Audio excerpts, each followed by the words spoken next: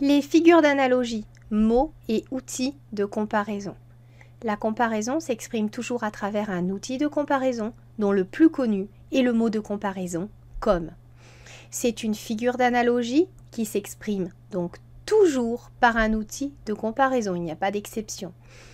Le mot comme est le premier qui vient à l'esprit quand on parle de comparaison, mais il n'est pas le seul outil de comparaison possible, loin de là.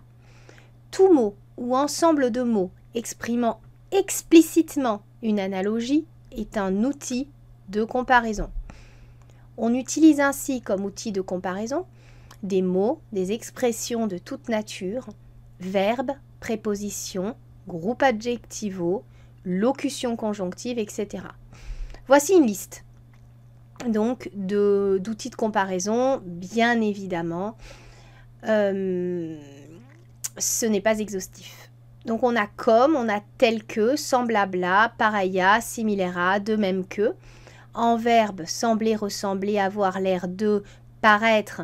Et on a aussi être l'égal de, imiter, qui sont potentiellement des outils de comparaison en fonction du contexte. On a aussi à l'instar de, moins que, plus que, aussi que. Évidemment, il faut mettre un adjectif entre moins et que, entre plus et que, entre aussi et que. Attention au verbe être lorsqu'il est seul. S'il peut tout à fait exprimer une analogie, ça ne sera pas une comparaison. Ce n'est pas suffisamment explicite pour être une comparaison. Il pourra s'agir d'une métaphore, par exemple. Résumé, les outils de comparaison. Tout mot ou ensemble de mots, quelle que soit sa nature, créant un rapport analogique entre un comparant et un comparé, est un outil de comparaison.